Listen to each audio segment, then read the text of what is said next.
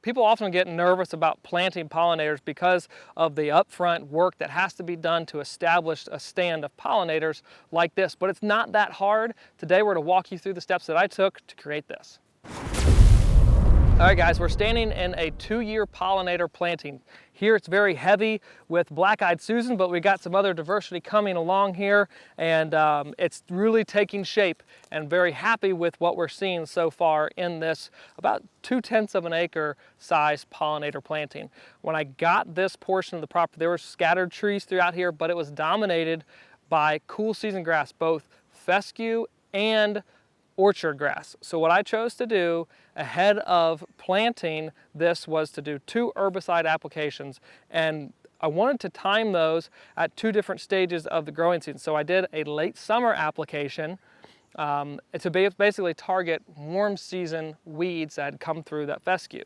So I did that and then waited until the next growing season, the very start in March, as the fescue was trying to green back up from seed. I went and applied another herbicide application. So I basically took care of warm season weeds as well as cool season weeds to prepare this seeding as best as possible. Once I had all that dead thatch on the ground, I did a small prescribed fire to consume that thatch, so I had good seed to soil contact with this seeding.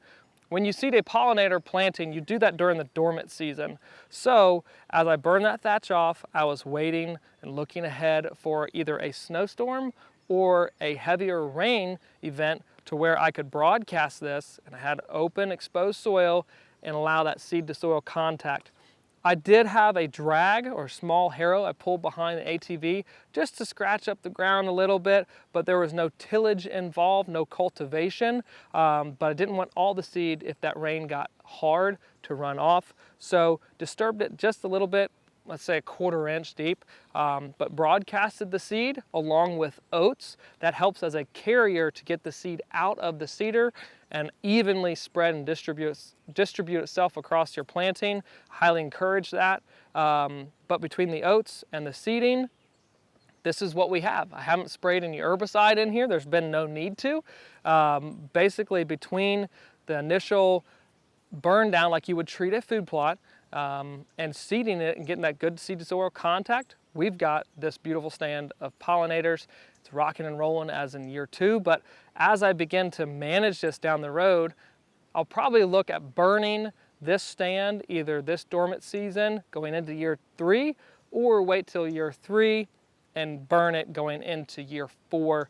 But we've got great establishment of what was planted in here, but with minimal work and maintenance and getting this thing established, I'm pleased with the results, and this is very easily achievable for any landowner. You don't have to have a great big space to devote to this. Make sure you do have adequate sunlight, but it doesn't take big equipment to create a pollinator planting.